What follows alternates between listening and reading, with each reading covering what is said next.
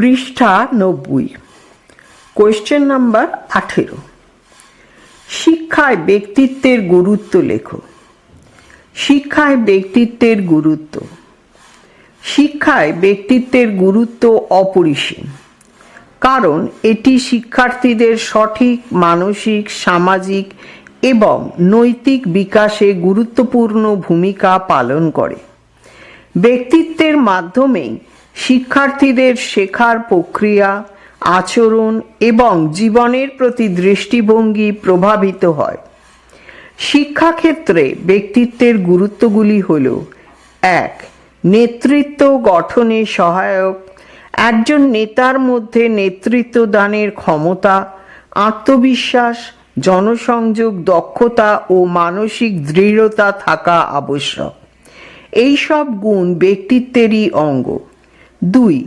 মানসিক স্বাস্থ্যের উন্নয়ন। সুদৃঢ় ব্যক্তিত্ব আত্মসম্মান, আত্মনিয়ন্ত্রণ ও মানসিক স্থিতি বজায় রাখতে সাহায্য করে।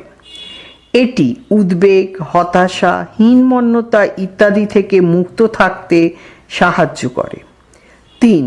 শিক্ষকের ভূমিকা পালনে সহায়ক।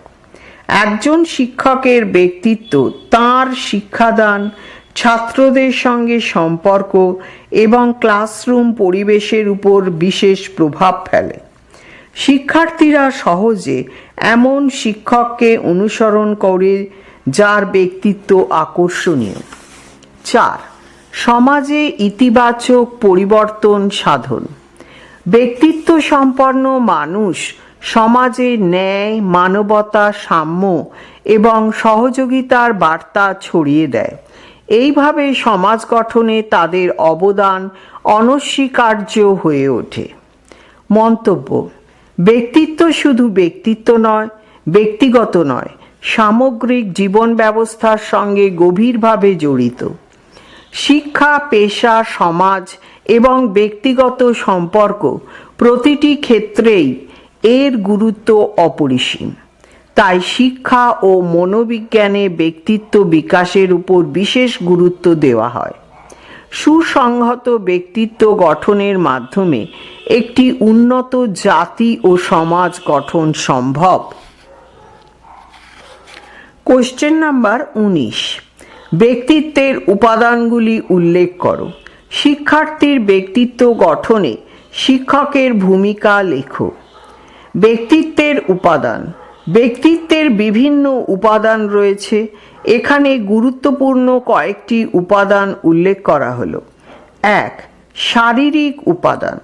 উচ্চতা, ওজন, চেহারা, স্বাস্থ্য, রং ইত্যাদি যা ব্যক্তির আত্মবিশ্বাস ও সামাজিক গ্রহণযোগ্যতা নির্ধারণে সাহায্য করে। 2. জৈবিক ও শারীরবৃত্তীয় উপাদান। স্নায়ুতন্ত্র, হরমোনের কার্যকারিতা, জিনগত গঠন ইত্যাদি ব্যক্তিত্ব গঠনের ভিত্তি। 3. জ্ঞান তাত্ত্বিক উপাদান। বুদ্ধি, চিন্তাশক্তি, সিদ্ধান্ত গ্রহণ ক্ষমতা, বিশ্লেষণ ও অনুধাবন ক্ষমতা। 4. আবেগীয় উপাদান। আবেগের প্রকাশ, নিয়ন্ত্রণ, অনুভবের প্রকৃতি ও তীব্রতা ইত্যাদি ব্যক্তিত্বকে প্রভাবিত করে। 5. সামাজিক উপাদান। ব্যক্তির সামাজিকতা, সহানুভূতি, নেতৃত্ব, দায়িত্ববোধ ইত্যাদি। 6. নৈতিক ও আধ্যাত্মিক উপাদান। মূল্যবোধ, নৈতিকতা, আস্থা, বিশ্বাস ইত্যাদি যা ব্যক্তি আচরণের গভীর ভিত্তি তৈরি করে। ব্যক্তিত্ব কেবল বাহ্যিক আচরণ নয়, বরং মানসিক, শারীরিক ও সামাজিক উপাদানের সম্মিলিত প্রকাশ। শিক্ষার্থীর ব্যক্তিত্ব গঠনে শিক্ষকের ভূমিকা। শিক্ষক হলেন একজন আলোকবর্তিকা, যিনি কেবল শিক্ষাদানই করেন না, বরং শিক্ষার্থীদের ব্যক্তিত্ব গঠনে গুরুত্বপূর্ণ ভূমিকা পালন করেন। একজন শিক্ষকের কথাবার্তা, আচার আচরণ, মূল্যবোধ ও দৃষ্টিভঙ্গি শিক্ষার্থীদের উপর গভীর প্রভাব ফেলে। শিক্ষা মানে কেবল পাঠ্য বই নয়, বরং তা ব্যক্তিত্ব, আচরণ ও চরিত্র গঠনের এক নিরবিচ্ছিন্ন প্রক্রিয়া। শিক্ষার্থীদের ব্যক্তিত্ব গঠনে শিক্ষকের ভূমিকা হল: 1. আদর্শ রূপে ভূমিকা পালন। শিক্ষক নিজের আচরণ, ভাষা ও মূল্যবোধ দিয়ে শিক্ষার্থীদের জন্য একটি জীবন্ত আদর্শ হয়ে ওঠেন।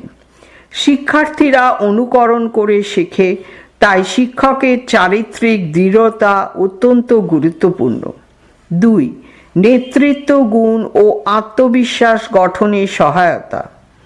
শিক্ষক বিভিন্ন কার্যকলাপে নেতৃত্বের সুযোগ দিয়ে শিক্ষার্থীদের আত্মবিশ্বাস ও দায়িত্ববোধ গড়ে তোলেন। 3. নৈতিক ও চারিত্রিক গুণাবলী বিকাশের সহায়তা। সততা, দায়িত্ব, সহমর্মিতা, সহনশীলতা ইত্যাদি নৈতিক গুণ শিক্ষকের দ্বারা শিক্ষার্থীরা আয়ত্ত করে।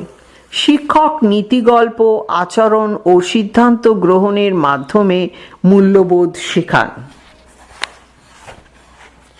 পৃষ্ঠা 91। 4. ইতিবাচক মনোভাব গঠনে সহায়তা। শিক্ষক শিক্ষার্থীদের সাহস যোগান। শিক্ষার্থীরা ভুল করলে তা সংশোধন করেছেন, ভয় না পেতে শেখান এবং আত্মসম্মান বোধ বাড়ান। হতাশায় না গিয়ে এগিয়ে যাওয়ার সাহস দেন। 5. ব্যক্তিভেদে আচরণ ও সহযোগিতা প্রদান। প্রত্যেক শিক্ষার্থীর মানসিকতা আলাদা। শিক্ষক তাদের ব্যক্তিত্ব বুঝে সহযোগিতা করেন। 6. সামাজিক দক্ষতা বিকাশের সহায়তা।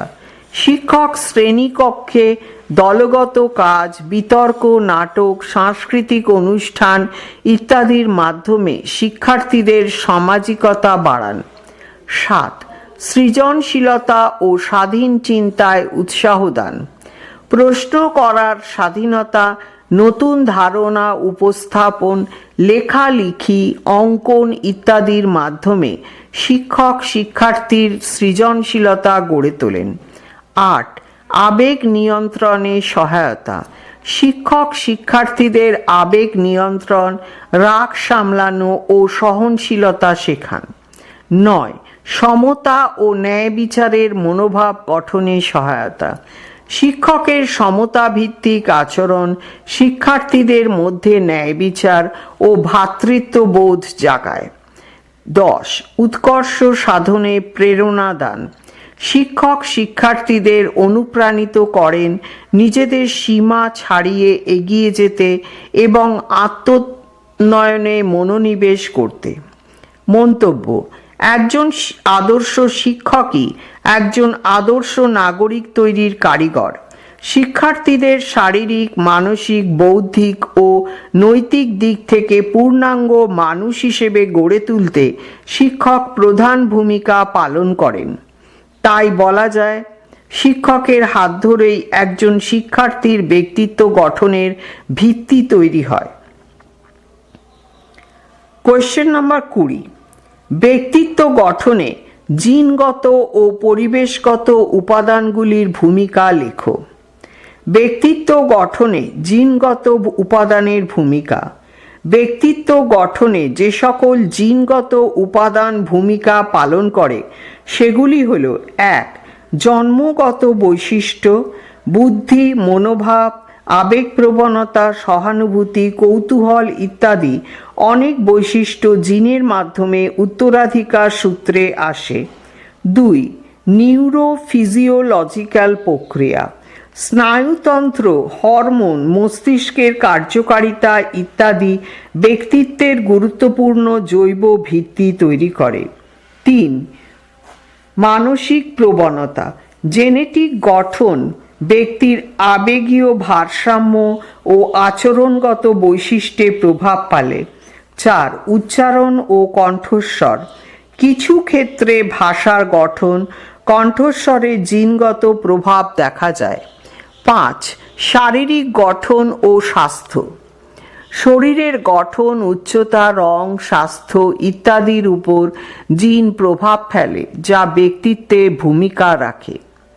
ব্যক্তিত্ব গঠনে পরিবেশগত উপাদানের ভূমিকা।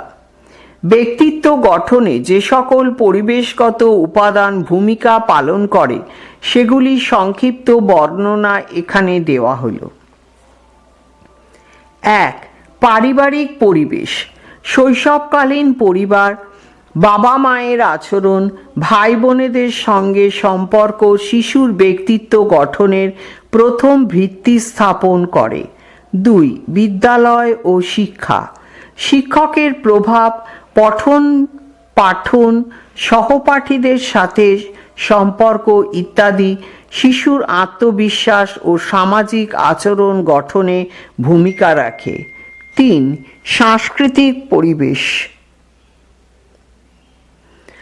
সমাজে প্রচলিত মূল্যবোধ, রীতি, ধর্মীয় ধ্যান ধারণা ব্যক্তিত্বের সামাজিক ও নৈতিক দিক গঠনে সহায়ক। 4. অর্থনৈতিক অবস্থা। দারিদ্র্য বা সম্পদের প্রাচুর্য একজন ব্যক্তির আত্মপরিচয় ও সামাজিক অভ্যস্ততায় প্রভাব ফেলে। 5. অভিজ্ঞতা ও শেখার পরিবেশ। ব্যক্তি জীবনে প্রাপ্ত অভিজ্ঞতা, সাফল্য, ব্যর্থতা ও শিক্ষণ ব্যক্তিত্বের রূপ নির্ধারণ করে। ব্যক্তিত্ব গঠন একটি জটিল প্রক্রিয়া যা জিনগত ও পরিবেশগত উপাদানের আন্তঃক্রিয়ার মাধ্যমে গঠিত হয়। জন্মগত বৈশিষ্ট্য যেমন একটি ভিত্তি তৈরি করে, তেমনি পারিপার্শ্বিক প্রভাবগুলি তাকে গড়ে তোলে একটি সম্পূর্ণ স্বতন্ত্র ও সামাজিক মানুষ হিসেবে। Question number 21। ফ্রয়েডের মনোবিশ্লেষণ তত্ত্ব ব্যাখ্যা করো। ফ্রয়েডীয় মনোবিশ্লেষণ তত্ত্ব। সিগমন্ড ফ্রয়েড মনোবিশ্লেষণ তত্ত্বের ব্যক্তিত্ব সম্পর্কে গুরুত্বপূর্ণ ব্যাখ্যা করেছেন। ফ্রয়েড ব্যক্তিত্বকে 3টি প্রধান অংশে ভাগ করেছিলেন: ইড, ইগো এবং সুপার ইগো, এবং ব্যক্তিত্বের বিকাশকে বিভিন্ন মনস্তাত্ত্বিক স্তরের মাধ্যমে ব্যাখ্যা করেছিলেন। 1. ইড। এটি জন্মের সময় থেকেই সৃষ্টি হয়। এটি পুরোপুরি অবচেতন এবং আনন্দ নীতি এর উপর ভিত্তি করে। ইড তৎক্ষণাৎ তৃপ্তির চেষ্টা করে, যেমন ক্ষুধা, তৃষ্ণা, কামনা। 2. ইগো একটি বাস্তব নীতি এর উপর নির্ভর করে, পাশাপাশি ইডের চাহিদা এবং বাস্তবের মধ্যে সামঞ্জস্য স্থাপনের চেষ্টা করে। 3. Super ego. এটি নীতি নৈতিক চেতনার প্রতীক। এটি ভালো মন্দ, নৈতিক শিক্ষা এবং সামাজিক নিয়মের প্রতীক। মনস্তাত্ত্বিক স্তর। ফ্রয়েড ব্যক্তিত্বের বিকাশকে 5টি মনস্তাত্ত্বিক স্তরে ভাগ করেছিলেন। 1. ওরাল স্তর ব্র্যাকেটে ওরাল স্টেজ 0 থেকে 1 বছর। মুখগত আনন্দ, যেমন শিশুর স্তন্যপান। পৃষ্ঠা 92। 2. এনাল স্তর ব্র্যাকেটে অ্যানাল স্টেজ 1 থেকে 3 বছর। এই সময়ে মলত্যাগ এবং তার নিয়ন্ত্রণের মাধ্যমে শিশু আনন্দ পায়। টয়লেট ট্রেনিং খুব গুরুত্বপূর্ণ। 3. ফ্যালিক স্তর ব্র্যাকেটে ফ্যালিক স্টেজ 3 থেকে 6 বছর। এই স্তরে শিশুরা তাদের যৌনাঙ্গ সম্পর্কে সচেতন হয়। ছেলে শিশুর ক্ষেত্রে ওডিপাস কমপ্লেক্স এবং মেয়ে শিশুর ক্ষেত্রে ইলেকট্রা কমপ্লেক্স দেখা যায়। এই পর্যায়ে যৌন পরিচয় ও নৈতিকতার বিকাশ ঘটে। 4. ল্যাটেন্সি স্তর ল্যাটেন্সি স্টেজ 6 থেকে 12 বছর বয়স সন্ধি। এই পর্যায়ে যৌন চেতনা সুপ্ত অবস্থায় থাকে এবং শিশু তার শক্তি শিক্ষা, বন্ধুত্ব এবং সৃজনশীল কাজে ব্যবহার করে। 5. জেনিটাল স্তর ব্র্যাকেটে জেনিটাল স্টেজ বয়ঃসন্ধি থেকে প্রাপ্তবয়স্ক 12 বছর ও তারপর। এই স্তরে ব্যক্তি পরিণত যৌন আকর্ষণ অনুভব করে এবং পরিপক্ক সম্পর্ক গড়ে তোলে। ব্যক্তিত্বের পূর্ণতা অর্জন এই স্তরের মাধ্যমে সম্ভব হয়। প্রতিক্রিয়া প্রক্রিয়া। ইগো নিজেকে সুরক্ষা দান করতে নানান প্রতিক্রিয়া প্রক্রিয়া ব্যবহার করে, যেমন 1. রিপ্রেশন স্মৃতির উপর দমন চাপানো। 2 ডিনায়াল, বাস্তবতাকে অস্বীকার করা। 3 প্রজেকশন, নিজের আবেগ অন্যের উপর আরোপ করা। 4 রিগ্রেশন, সহজ এবং পুরনো অবস্থায় ফিরে যাওয়া। ব্যক্তিত্বের সমস্যা, যদি কোনো মনস্তাত্ত্বিক স্তরে আটকে পড়ার কারণে সংঘাত ঘটে তাহলে ব্যক্তিত্বের সমস্যা তৈরি হতে পারে। ফ্রয়েডের মনোবিশ্লেষণ তত্ত্ব ব্যক্তিত্বের বিকাশ এবং মানব মনের উপর গভীর আলোচনা প্রদান করেছে, তবে এই তত্ত্ব এখনও বিশেষ জ্ঞানের ক্ষেত্রে প্রাসঙ্গিক থাকলেও অনেক ক্ষেত্রে এর সীমাবদ্ধতা ও সমালোচনা রয়েছে। কোয়েশ্চেন নাম্বার 22, অ্যালফ্রেড অ্যাডলার এর ব্যক্তিত্ব তত্ত্ব ব্যাখ্যা করো। অ্যালফ্রেড অ্যাডলারের ব্যক্তিত্ব তত্ত্ব। অ্যালফ্রেড অ্যাডলার ব্র্যাকেটে অ্যালফ্রেড অ্যাডলার 1870 থেকে 1937 ছিলেন অস্ট্রিয়ান মনোবিজ্ঞানী এবং সিগমন্ড ফ্রয়েডের সমসাময়িক, যিনি পরবর্তীতে ফ্রয়েডিয়ান মনোবিশ্লেষণ থেকে আলাদা হয়ে নিজের ব্যক্তিগত মনোবিজ্ঞান তত্ত্ব প্রতিষ্ঠা করেন। অ্যাডলারের ব্যক্তিত্ব তত্ত্ব মূলত সামাজিক প্রভাব, জীবনের উদ্দেশ্য এবং আত্মসম্মান বোধের উপর ভিত্তি করে গড়ে উঠেছে। মূল ধারণা, অ্যাডলারের মতে ব্যক্তিত্বের বিকাশ শুধু অবচেতন প্রক্রিয়ার উপর নির্ভর করে না, বরং সামাজিক এবং পারিবারিক প্রেক্ষাপটও এক্ষেত্রে গুরুত্বপূর্ণ ভূমিকা পালন করে। তাঁর তত্ত্বের কয়েকটি মূল উপাদান হল: 1 হীনমন্যতা অনুভূতি এবং ক্ষতিপূরণ। শৈশব থেকেই মানুষ শারীরিক ও মানসিকভাবে দুর্বল অবস্থায় থাকে, যার ফলে তার মধ্যে হীনমন্যতা বা নিজেকে ছোট মনে করার প্রবণতা জন্মায়। এটি একটি স্বাভাবিক প্রক্রিয়া, কারণ শিশু সবসময় বড়দের থেকে নিজেকে দুর্বল মনে করে। অন্যদিকে হীনমন্যতা কাটিয়ে ওঠার জন্য মানুষ নানান প্রয়াস করে। অ্যাডলার যাকে ক্ষতিপূরণ বলেছেন। ক্ষতিপূরণ ইতিবাচক বা নেতিবাচক উভয়ভাবেই হতে পারে। ইতিবাচক ক্ষতিপূরণের মাধ্যমে ব্যক্তি নিজের দক্ষতা এবং শক্তিকে বাড়ানোর চেষ্টা করে, যেখানে নেতিবাচক ক্ষতিপূরণে ব্যক্তি অহংকারী বা অত্যধিক আত্মবিশ্বাসী হয়ে উঠতে পারে। 2 শ্রেষ্ঠত্ব অর্জনের প্রেরণা। অ্যাডলারের মতে জীবনের মূল লক্ষ্য হল শ্রেষ্ঠত্ব অর্জন বা আত্ম উন্নতি। এটি শুধু আর্থিক বা সামাজিক অবস্থানের দিকই নির্দেশ করে না, বরং আত্মপ্রতিষ্ঠা, আত্মতৃপ্তি এবং মানবিক মূল্যবোধের দিককেও নির্দেশ করে। শ্রেষ্ঠত্বের এই প্রেরণা যদি সঠিক পথে পরিচালিত হয় তবে ব্যক্তি সামাজিক কল্যাণে অবদান রাখতে সক্ষম হয়। 3 জীবনশৈলী। জীবনশৈলী হলো ব্যক্তি কিভাবে জীবনের সমস্যাগুলির মোকাবিলা করেন এবং কেমন করে নিজের লক্ষ্যে পৌঁছানোর চেষ্টা করেন। অ্যাডলারের মতে জীবনশৈলী মূলত শৈশবেই, বিশেষ করে পরিবারের পরিবেশ এবং ভাই বোনেদের মধ্যে সম্পর্কের উপর ভিত্তি করে গড়ে ওঠে। অ্যাডলার 4 ধরনের জীবনশৈলী উল্লেখ করেছেন। রোমান 1 শাসক ধরন। এই ধরনের ব্যক্তিরা আগ্রাসী এবং অন্যদের উপর আধিপত্য বিস্তার করতে চায়। রোমান 2 গ্রহণকারী ধরন। এরা অন্যদের উপর নির্ভরশীল এবং নিজের সমস্যার সমাধানে সাহায্যের জন্য অপেক্ষা করে। রোমান 3 পরিহারকারী ধরন। এ ধরনের ব্যক্তিরা সমস্যা এড়িয়ে চলে এবং জীবনের চ্যালেঞ্জগুলির মুখোমুখি হতে ভয় পায়। রোমান 4 সামাজিক উপযোগী ধরন। এই ধরনের ব্যক্তিরা নিজেদের সক্ষমতা এবং সামাজিক মূল্যবোধের সমন্বয় ঘটিয়ে সমাজের কল্যাণের জন্য কাজ করে। সামাজিক আগ্রহ।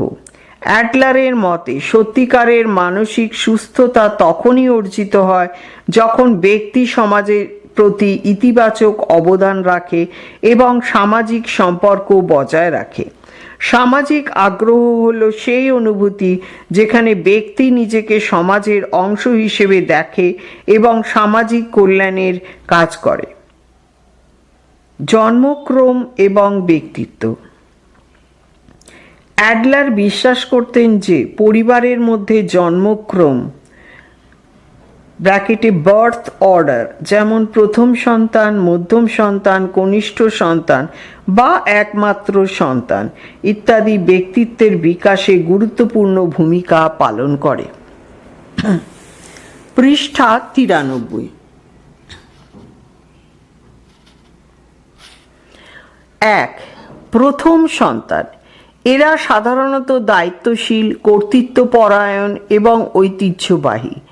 অনেক সময় এরা হীনমন্যতায় ভোগে যদি নতুন সন্তানের আগমনে তাদের বিশেষ অবস্থান নষ্ট হয়। 2. মধ্যম সন্তান। এরা প্রতিযোগী মনস্ক, সামঞ্জস্যপূর্ণ এবং উদার প্রকৃতির হয়। মধ্যম সন্তানরা সাধারণত মধ্যপন্থী ভূমিকা পালন করে। 3. কনিষ্ঠ সন্তান। এরা সাধারণত উদার, মিশুকে এবং সৃজনশীল প্রকৃতির। অনেক সময় অতিরিক্ত সুরক্ষার ফলে আত্মনির্ভরশীলতায় ঘাটতি দেখা দেয়। একমাত্র সন্তান প্রাপ্তবয়স্কদের সঙ্গে সহজেই মিশে যেতে পারে, কিন্তু সহপাঠীদের সঙ্গে মানিয়ে নিতে এদের সমস্যা হয়। অনেক সময় এরা নিজের কল্পনার জগতে বাস করে। জীবন সমস্যার প্রকারভেদ। অ্যাডলারের মতে প্রত্যেক মানুষেরই জীবনের 3টি প্রধান সমস্যা থাকে। 1. কর্মজগৎ, পেশাগত জীবনে সাফল্য এবং সন্তুষ্টি অর্জন। 2. সামাজিক সম্পর্ক, বন্ধুত্ব, ভালোবাসা ও সহযোগিতা স্থাপন। 3. ভালোবাসার সম্পর্ক, পরিবার এবং প্রেমের সম্পর্কের ক্ষেত্রে ভারসাম্য বজায় রাখা। আলফ্রেড অ্যাডলারের ব্যক্তিত্ব তত্ত্ব মানব জীবনের সামাজিক এবং উদ্দেশ্যমূলক দিকগুলির উপর গুরুত্ব আরোপ করে। তার মতে মানুষ শুধু অতীতের প্রভাবেই নয়, বরং ভবিষ্যতের লক্ষ্য এবং সমাজের সঙ্গে সম্পর্ক স্থাপনের মাধ্যমেও ব্যক্তিত্বের বিকাশ ঘটায়। অ্যাডলারের তত্ত্ব আধুনিক মনোবিজ্ঞান, শিক্ষাক্ষেত্র এবং মানসিক স্বাস্থ্যবিজ্ঞানেও গুরুত্বপূর্ণ অবদান রেখে চলেছে। Question number 23। কার্ল রজার্স এর ব্যক্তিত্ব তত্ত্বটি ব্যাখ্যা করো। কার্ল রজার্সের ব্যক্তিত্ব তত্ত্ব। কার্ল রজার্স ছিলেন একজন মার্কিন মানবতাবাদী মনোবিজ্ঞানী যিনি ব্যক্তিকেন্দ্রিক তত্ত্ব প্রণয়ন করেন। তিনি বিশ্বাস করতেন যে প্রতিটি মানুষের মধ্যে এক প্রাকৃতিক বিকাশগত প্রবণতা রয়েছে যা তাকে আত্ম উন্নয়ন ও আত্মবাস্তবায়নের দিকে পরিচালিত করে। তার তত্ত্ব ব্যক্তিত্বের বিকাশে স্বতঃস্ফূর্ততা, অভিজ্ঞতা ও স্বধারণায় গুরুত্ব দেয়। কার্ল রজার্সের ব্যক্তিত্ব তত্ত্বের প্রধান উপাদান। 1. স্বধারণা। ব্যক্তি নিজেকে কেমনভাবে অনুভব করে ও মূল্যায়ন করে সেটাই হলো তার স্বধারণা বা সেলফ কনসেপ্ট। এটি তিনটি উপাদান নিয়ে গঠিত। রোমান 1 রিয়েল সেলফ, ব্যক্তি প্রকৃতপক্ষে যা। রোমান 2 আইডিয়াল সেলফ, ব্যক্তি যা হতে চায়। এবং রোমান 3 সেলফ ইমেজ, ব্যক্তি নিজেকে কিভাবে দেখে। 2 আত্মবাস্তবায়ন প্রবণতা, সেলফ অ্যাকুইজিশন টেন্ডেন্সি। মানুষ স্বাভাবিকভাবে নিজের সম্ভাবনাকে পূর্ণভাবে বিকশিত করতে চায়। এটি মানুষের প্রধান প্রেরণা ও ব্যক্তিত্ব গঠনের মূল চালিকা শক্তি। 3 শর্তবিহীন ইতিবাচক ভালোবাসা, আনকন্ডিশনাল পজিটিভ রিগার্ডস। যখন ব্যক্তি নিঃশর্তভাবে ভালোবাসা ও গ্রহণযোগ্যতা পায় তখন সে নিজেকে স্বাচ্ছন্দ্যে বিকশিত করতে পারে। শিশু যখন শর্তহীন ভালোবাসা পায় তখন তার স্বধারণা উন্নত হয়। 4 অভিজ্ঞতার মূল্যায়ন, organismic valuing process.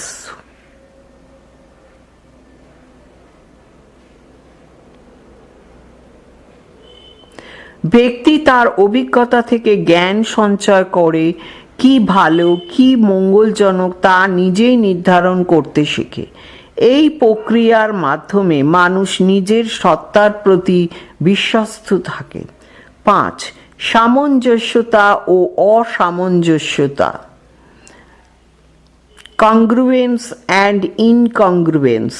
কার্ল রজার্সের মানবতাবাদী তত্ত্বে সামঞ্জস্যতা মানে হল ব্যক্তির নিজের প্রকৃত অভিজ্ঞতা ও আত্মধারণার মধ্যে সামঞ্জস্য রাখা। অসামঞ্জস্যতার অর্থ যখন বাস্তব স্ব এবং আদর্শ স্ব এর মধ্যে তারতম্য থেকে যায় তখন মানসিক দ্বন্দ্ব ও হতাশার সৃষ্টি হয়। ব্যক্তিত্ব বিকাশের শর্তসমূহ। কার্ল রজার্সের মতে একজন ব্যক্তির মধ্যে সুস্থ ও পূর্ণাঙ্গ ব্যক্তিত্ব গঠনের জন্য প্রয়োজন 3টি মৌলিক শর্ত। 1. অনির্দেশনামূলক মনোভাব। অনির্দেশনামূলক মনোভাব বলতে এমন এক ধরনের মনোভাব বোঝায় যা কেউ অন্যকে নিজের মতো করে পরিচালনা বা নির্দেশ দেওয়ার চেষ্টা না করে তাকে তার নিজের মতো করে ভাবার, সিদ্ধান্ত নেবার এবং কাজ করার স্বাধীনতা দেয়। অন্যের উপর চাপ না দিয়ে তার মতামতকে গুরুত্বের সঙ্গে মূল্যায়ন করা হয়। 2. প্রকৃত আন্তরিকতা। নিজের অনুভূতি ও চিন্তাকে খোলামেলাভাবে প্রকাশ করা। 3. সহানুভূতিশীল অনুধাবন। অন্যের অভিজ্ঞতা ও অনুভবকে গভীরভাবে বোঝার চেষ্টা করা। রজার্সীয় থেরাপি ও ব্যক্তিত্ব। রজার্স ক্লায়েন্ট সেন্টার্ড থেরাপি প্রবর্তন করেন, যেখানে পরামর্শদাতা ক্লায়েন্টকে বুঝতে চেষ্টা করে, সিদ্ধান্ত চাপিয়ে দেয় না। এই পদ্ধতির মাধ্যমে ব্যক্তির আত্মবিশ্বাস, আত্মমূল্যায়ন ও আত্মবাস্তবায়ন প্রবণতা বাড়ে। মূল্যায়ন। এই তত্ত্বের ভালো দিক হল: 1. মানুষের ইতিবাচক দিককে গুরুত্ব দেয়। 2. আত্মসম্মান ও আত্মবিকাশের প্রয়োজনে জোর দেয়। 3. শিক্ষা ও কাউন্সেলিংয়ের কার্যকরভাবে প্রয়োগযোগ্য। এর সীমাবদ্ধতা হল: 1.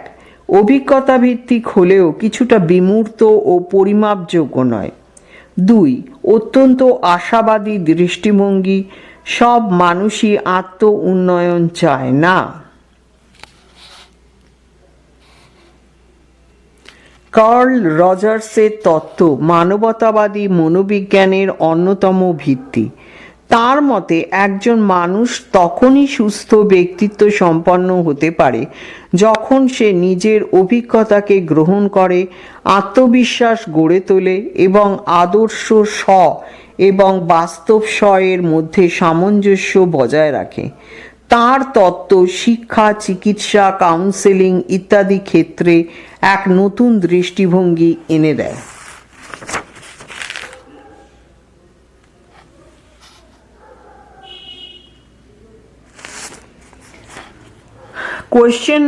পৃষ্ঠা 94।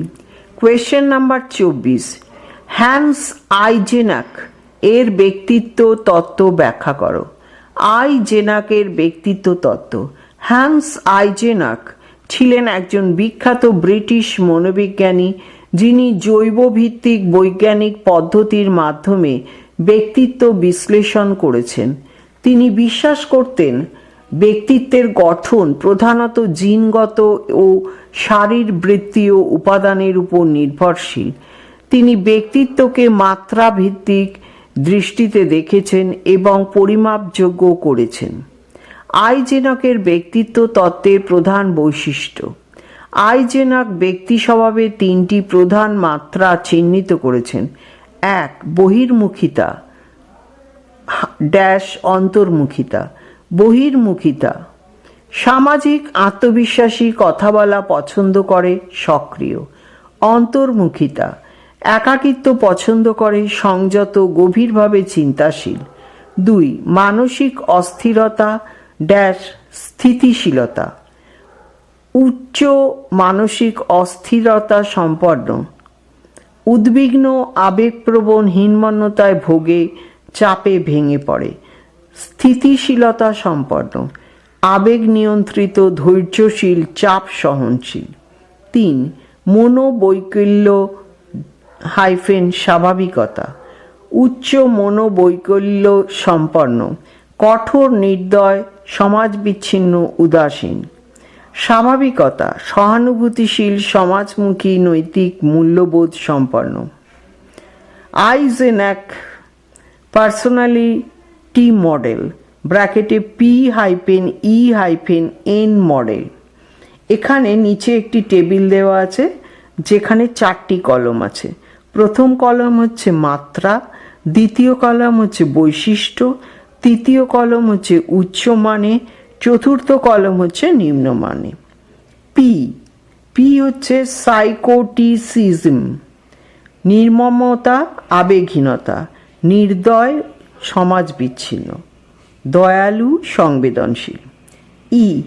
এক্সট্রাভার্সন, সামাজিকতা, শক্তি, বহির্মুখী, প্রাণবন্ত, অন্তর্মুখী, সংযত। নিউরোটিসিজম, আবেগ নিয়ন্ত্রণ, উদ্বিগ্ন, আবেগপ্রবণ, শান্ত, মানসিকভাবে স্থিতিশীল। জৈবিক ভিত্তি, আইজেনক মনে করতেন এই মাত্রাগুলি জিনগত উপাদান ও স্নায়বিক গঠন দ্বারা নির্ধারিত। যেমন 1. উচ্চ বহির্মুখিতা সম্পন্ন, যার কারণ মস্তিষ্কে উত্তেজনার মাত্রা কম থাকে, ফলে মানুষ বাইরে উত্তেজনা খুঁজে বেড়ায়। 2. উচ্চ মনোবৈকল্য, অর্থাৎ অটোনমিক নার্ভাস সিস্টেম অত্যন্ত সক্রিয়। পরিমাপের পদ্ধতি নামক একটি মানসিক পরীক্ষার মাধ্যমে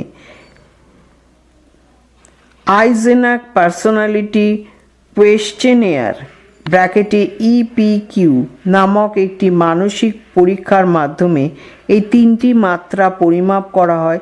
এটি বৈজ্ঞানিকভাবে পরীক্ষিত ও স্বীকৃত টুল। মূল্যায়ন, এই তত্ত্বের গুণাবলী হল: 1. এটি পরিমাপযোগ্য ও বৈজ্ঞানিক ভিত্তিতে গঠিত। 2. এটি ব্যক্তিত্ব বিশ্লেষণে নিরপেক্ষ ও সুনির্দিষ্ট পদ্ধতি। এবং 3. আধুনিক মনোবিজ্ঞানে ব্যক্তিত্বের মানসিক ও জৈবিক উভয় দিক ব্যাখ্যা করে। এর সীমাবদ্ধতা হল: 1. আচরণের সামাজিক ও পারিপার্শ্বিক প্রভাবকে যথেষ্ট গুরুত্ব দেয় না। 2. মনোভাব বা অভিজ্ঞতাকে কম গুরুত্ব দেয়।